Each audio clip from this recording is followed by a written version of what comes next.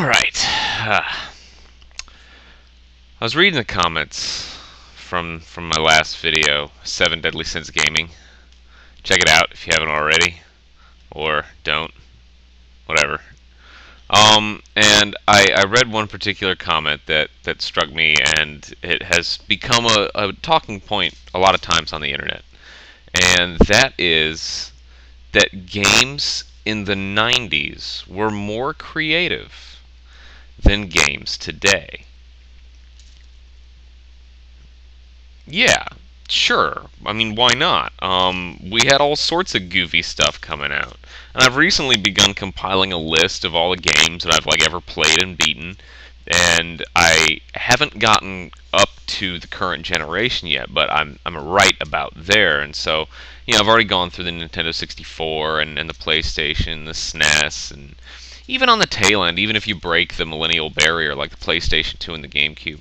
And sure, there's a lot of creative stuff on there. Like, if you ever tried to make a game like Glover now, I don't think anyone would buy it. Or make it, for that matter.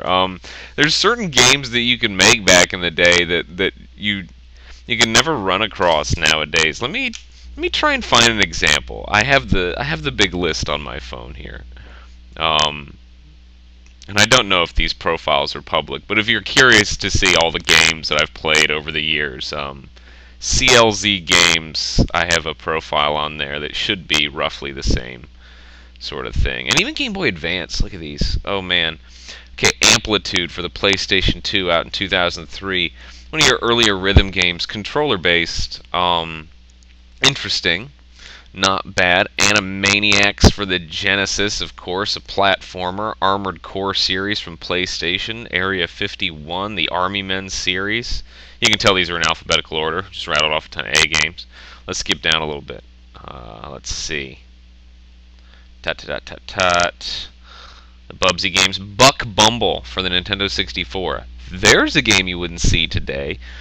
I think the reason that a lot of this is going on, and a lot of the industry has been funneled down into certain genres. We see an inundation of shooters nowadays, and you basically have your choice. You want to race, you want to shoot, or you want to play sports. Go. Maybe you want to swing a sword. That's it. I think part of that comes from what we as gamers enjoy, and part of that comes from the industry itself. So let's take a look at the industry first, and then dissect why it is that gamers have also caused this to happen. First off, back in the day, if you were developing a game for the Super Nintendo or the Nintendo 64, the costs were really low. I mean, you're talking about making characters out of sprites or out of several hundred polygons. Look at Mario 64. Look at it. Look at how quickly a game like that could get made if it were made today. I mean, we have people cranking out iPhone games that are more complex than Mario 64 and probably take less time to develop and less cost. I mean, Mario 64 is a great game. I love Mario 64. It's like one of my favorite Mario games of all time. I play it once or twice a year. I get all the stars, whatever. But that game is not a technical marvel by any stretch of the imagination. It's got tight controls, a slightly wonky camera, and large game worlds with separate objectives in between. And even the worlds aren't that large. It's the Nintendo 64. We've got muddy textures, everything. So you don't need a huge art department to figure out what's going on. Have you seen the concept art for games this console generation? I mean, there's clearly a vision, and they do a good job recreating that. If you don't believe that, go play Halo and then look at some concept art for Halo and tell me that they didn't put a ton of time into getting the exact look and feel and atmosphere of what they wanted to do. Not to mention the music. The music is so much worse in older games in terms of quality. Now we can have full orchestral scores in our games, and back then we didn't. Look at voice acting. It was largely non-existent for a majority of the 90s. Only starting to come about a lot of times in like PlayStation games, like Resident Evil had voice acting. But these are all things that add to the cost. Do you have to hire voice actors? You have to pay them. Then you have to put in the work and then cut the audios. Now you need more sound editor guy. Like you have to put in a ton of work to a more complicated game. Artists, 3D renderers, animation, and more we as gamers seek more complexities because they're good. I think this is why in the last 2 to 3 years we have had the rise of the indie game. Um, Indie games are a return to the creativity of the 90s. That creativity is not gone. The trick is that a studio needs to make money, right? And they want a certain quality of game, certain graphics, certain animations, voice acting, things that people have said many, many times, this is what we want. And in order to do that, you can't risk millions of dollars in game development on Buck Bumble 2 for the Xbox 360. It's not going to happen. They're not going to say, okay, we'll just make this B game. We'll make it nice. We'll spend a lot of money on it. It'll sell 3 copies and we're screwed. That's bad business. So, no. I don't think creativity's dead. I just think that it's in the hands of the people who don't have those budgets. And that's another great thing about the indie game scene is that it fosters competition and fosters creativity. Creative games and unique games get internet time, get that sort of public eye. And once you have the public eye, people start downloading and buying and talking about it. And maybe you can end up with a decently well-polished indie title that is really, really creative and sometimes even better than console titles. I mean, people right now are playing a lot of Monaco. It just came out. Sadly, it's not out on the Xbox. I'm waiting for the Xbox version. But early reviews are really, really good. And that's a game that could not have taken a lot of money to produce. No way. Have you seen it? Pardon me. The graphics in that game are silly, and there's some good particle effects and stuff in there, but you can't look at Gears of War and Monaco and think for a second that they had even close to the same budget. And I think that low budget means that you have to get creative with what you do. It also loosens those restrictions. If you're only risking several $1,000s on a project versus several million, you can afford to let one slide. If you're talking about in the grand scheme of things anyway. Some developers, if they let one slide, that's it for them. But still, like, you get the idea.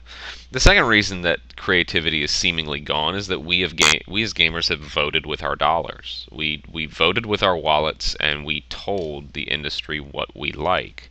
What we like is better graphics. What we like is tight controls. And what we really like is conflict. We love conflict. First off, anytime you have a game, you need a challenge to overcome.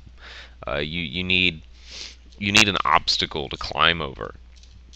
In Tetris, this is harder because with puzzle games, you're setting your own wall. Like, you set your own score and you try to beat that score. Maybe you try to beat your friend's scores, but ultimately it's just a number. And if you're doing the same things over and over again for this number, and you can get better, but it's not really that engaging. Every single instance feels like you've been there before.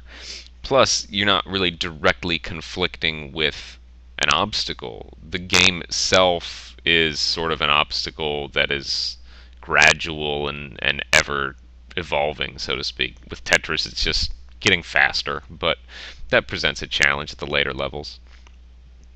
With big AAA games, you see a lot of shooters, or a lot of games where you kill people, swords, magic, etc. And you see a narrative. You see a storyline. There's a character, there's a villain, or there's an obstacle that he must overcome on his journey. And first off, if Tetris had a killer storyline, more people would be playing it.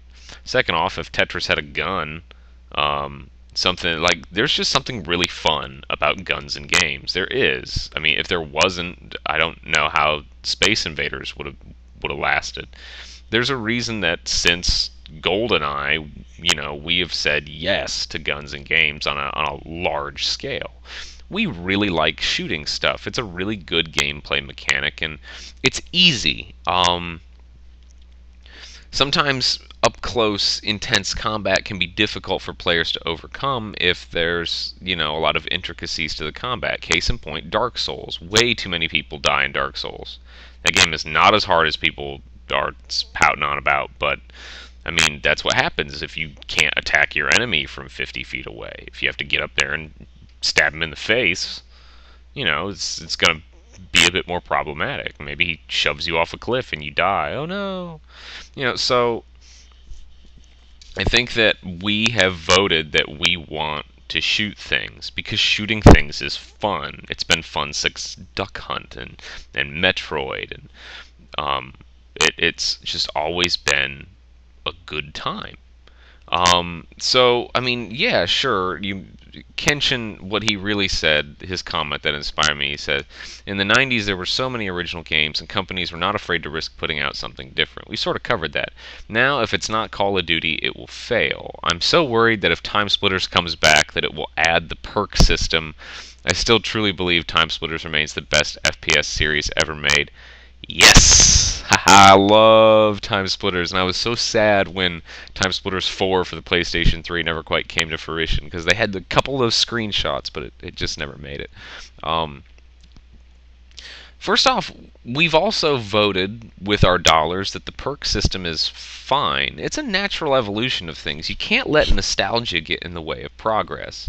So I would argue that if Timesplitters did come out with the perk system, that it wouldn't actually be that bad. I think that where shooters start to fail as far as, being truly engaging and fun is when you take apart the team aspect. If you build a team game type and you take apart the team aspect, what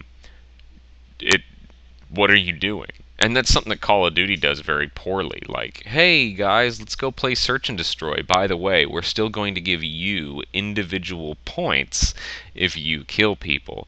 Suddenly, nobody wants to do the objective, they just want to shoot people in the face. And granted, that's what you're supposed to do, but you're also supposed to win the game, and nobody cares about winning if they get more points by concentrating on shooting people in the face and being selfish. Halo gives you a lot of points for the objectives in Halo 4. And so Halo still has like a very strong air of let's win because I get match bonuses for winning, and I get a lot of points for holding the objective. And Halo has managed to take the experience system and make it work. And the perk system is not necessarily bad. It adds a new layer of depth. The problem is when the perk system is unbalanced.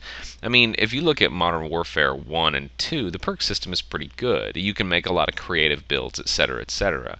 Where the perk system fails is in more recent Call of Duties, where people will all get the same build because some powers are just better than others, and that's not balance. It doesn't preclude the creativity that is supposed to be inspired by the perk system, which is why the Call of Duty Black Ops 2, which I haven't played, but I've heard that the perk system in that one is really, really good. So, don't write it off there, Kenshin.